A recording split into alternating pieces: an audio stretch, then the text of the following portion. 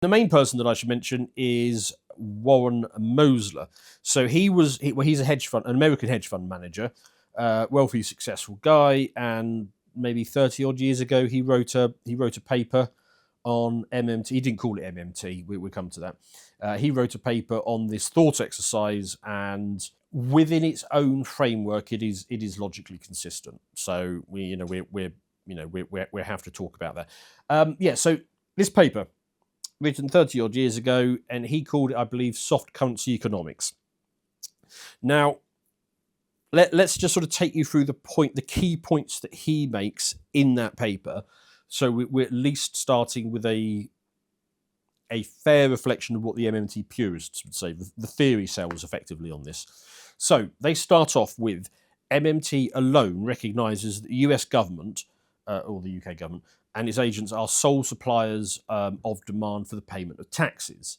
That currency itself is a public monopoly, and that US government levies taxes in US dollars, and US dollars to pay those taxes could only originate from the government. So the government has to sell goods or services or assets. So the economy has to sell goods, services, and assets to the US government, or it will not be able to pay its taxes.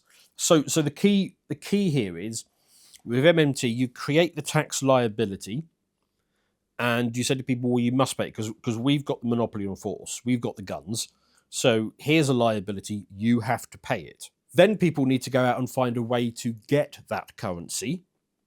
Okay, how are they going to do that? Well, the government is going to inject this money into the economy by buying things, therefore putting money into this economy. And then at the end of it, you collect the taxes. So this is fundamentally different from the way that the mainstream economists would think about it, which is the government raises the taxes and then it spends it on things that it likes. Whereas MMT is, no. You've got to put the tax liability right at the beginning and the tax collection right at the end, and then you'll get your functional economy in that bit in the middle where people are like, oh no, I've got a tax liability. How am I going to pay it all the way over here? I know, I'll do stuff. And then what stuff can I do? Oh, I'll do the stuff that government has just printed some money for, and I'll do that. And then I get the money, and then I can pay the taxes. Yay. Pretty much the gist of it. So according to the white paper, the ramifications of this is that the government and its agents, you would say, from inception, they spend first, and only then can the taxes be paid. So this is the direct contrast with the old mainstream economic models that states that the government must go out and get taxes and then spend it, and then issue liabilities for the next year and collect them and spend them. And it also recognises that the US government needs to get dollars to spend, but rather instead it is a driving force that makes the US government's dollars viable by creating that liability and demanding that you must pay them, because otherwise you will, well, go to jail, lose your house, whatever method that you want to use for backing up your tax liability demand that you've put out there. So I'll read a little bit from the introduction to the white paper to give you a flavour of the kind of things that these people are thinking about in order to why they felt they need to construct this worldview. So I quote here, in the midst of great abundance, our leaders promote privation. We are told that national healthcare is unaffordable while hospital beds are empty. We are told that we cannot afford to hire more teachers while many teachers are unemployed. And we are told that we cannot afford to give away school lunches while surplus food goes to waste. For example, thousands of young men and women are conscripted into the armed forces. When were women conscripted into the armed forces? I don't know, but that's what he wrote. The country would receive the benefit of a stronger military force. However, if those new soldiers had have been home builders, the nation may then suffer a shortage of new homes. The trade-off is basically a reduction in the welfare of the nation. If the US decides that it puts more value on building homes than it does bombing wherever it is it wants to bomb this week. However, if the new military manpower comes not from people who are building houses, but from individuals who are unemployed, well, there's no trade-off now. You've just received, net benefit. The cost of conscripting home builders for military service is high. The real cost of employing the unemployed is negligible. So you can see the focus here. It's all about, okay, well, look, we've got these unemployed people. No economic system that I'm aware of has ever achieved full employment. Well, maybe slavery did. No economic system has achieved full employment. We want full employment because that's what we consider to be the key metric here, not like me who thinks productivity and innovation are the key metrics, but they think full employment is the key metrics. Well, why don't you just go out and employ the unemployed? Seems simple, really, doesn't it? The idea that people can improve their lives by depriving them of surplus goods and services contradicts both common sense and any respectable economic theory. So I guess I'm doing an unrespectable economic theory then. When there is widespread unemployment, resources as there are today in the United States, trade-off costs are often minimal, yet these are mistakenly thought of as unaffordable. The deficit doves and deficit hawks who debate the consequences of fiscal policy both accept traditional perspectives of federal borrowing. Both sides argue that to accept the premise that the federal government borrows money to fund expenditure, they only differ in their analysis of the deficit's effect. It is believed that federal deficits undermine the financial integrity of the nation. Policymakers have been grossly misled by an obsolete monetary understanding. Consequently, we face economic underperformance. Now, at this point, I should probably get into the buckaroo experiment. So, the theory cells would say, okay, yes, don't blame us when MMT goes wrong in real life because, it is a thought experiment, it is a logical exercise. But nevertheless, they did come up with a real-world application that fitted the function of what MMT was trying to achieve quite neatly and quite efficiently, and they often hold this up as their prime example of, look, MMT can work. So the example is some university, I forget which university, but some university they convinced to do this MMT-based experiment. And they've been running it for maybe 25 years at this point, something like that. I remember the original paper is a good 30 years old.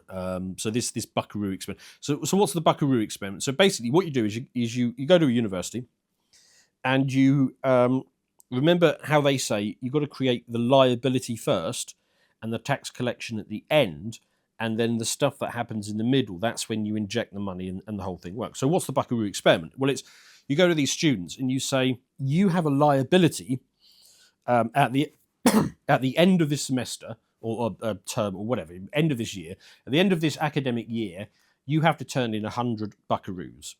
And if you do not hand in 100 buckaroos, well, you won't get your grades. So the university has real taxing power here. It has a taxing monopoly because it's a credible threat. You want your grades. I mean, otherwise you wouldn't be there. And if you don't pay in your 100 buckaroos, well, what are you going to do? So it creates a genuine and viable need to go out and get these buckaroos. How do you earn a buckaroo?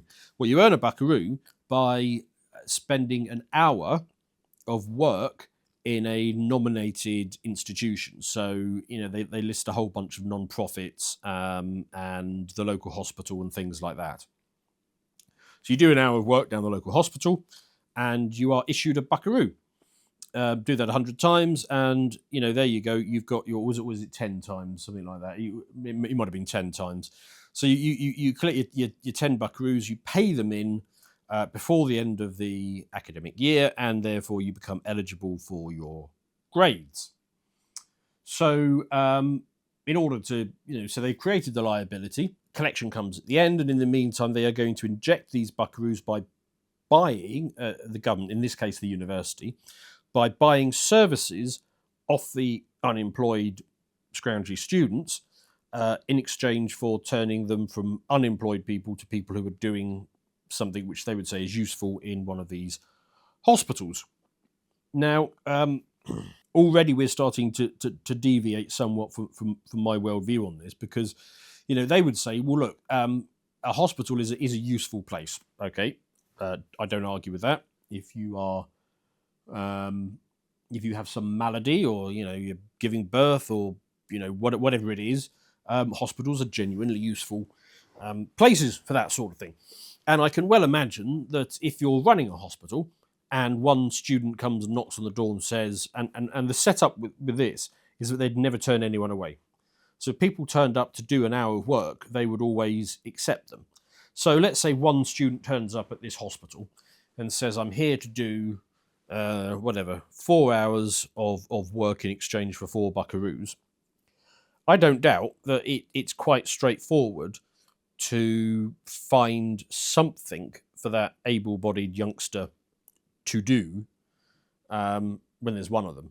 You can find somebody who's doing something, who's shifting boxes around or mopping something or whatever it is, and you can say, look, just go and help that person out, even if it's nothing more than changing the mop water every now and again, or just being an extra pair of hands moving some boxes of surgical gloves around or whatever. What happens if half the university were to turn up at the same hour? What if 2,000 students were to turn up at 9 a.m. on Saturday morning at this hospital? Have you got useful work for them to be doing? Well, the M&T purists don't consider that. The idea of the work being useful or productive or innovative in any way is outside the scope of this. The sheer fact that people are unemployed and they can be employed on something assumes that adds value. Now, let's say that this hospital let's say it's a small hospital and it employs 200 people. If 2,000 extra students turn up one morning, does that make the hospital 10 times more productive? Is somebody who was going to be in a coma for 10 days now going to be in their coma for 1 day? Is a pregnant woman going to deliver in 0.9 months instead of 9 months? I don't think so. The assumption is that you can just add a unit of labour to a thing, and then that thing becomes more productive. But anyway, okay. So anyway, this buckaroo experiment, like I say, it's run for 25 years. The other interesting thing you find is that the buckaroos themselves become tradable, well, as you'd expect, actually. So when they started the experiment, people would work extra hours and earn extra buckaroos, more than they needed, and then they would trade them. And they started off trading them for $5 per buckaroo. So some people were happy to work and earn, and other people were like, yeah, no, I'm not doing that. I'll just buy the buckaroos off a fellow student. And so what that did is they ended up with a tax liability of whatever it was. Let's say it was 1,000 buckaroos across 10 students or 100 students. They actually issued something like 1,200 buckaroos. So effectively, they had a deficit of 200 buckaroos. So the MMTs look at that and they say, well, look, we generated money out of nothing. We ran a deficit of 200 buckaroos. What's not to like? I mean, everything worked. The taxes were paid, work was done, unemployment was pushed down. In the purest MMT world, well, the whole experiment has just worked wonderfully. And then as time rolls on, I think that, like I say, this has been going for 25 years at this point. A buckaroo is now trading at $25 per buckaroo. And they would say, well, look, you see, there's been no inflation because 1 buckaroo is the reward for 1 hour of work. And that has remained consistent for 25 years. There has been no inflation. Well, yes, there might have been inflation of the dollar during that period, because 1 buckaroo used to be worth 5 and now it's worth 25. But that's not within the buckaroo system. That's just the dollar inflating over there. So hopefully that gives us an idea of what the purists are arguing in their point. If you would like to see the full version of this premium video, please head over to lotuseaters.com and subscribe to gain full access to all of our premium content.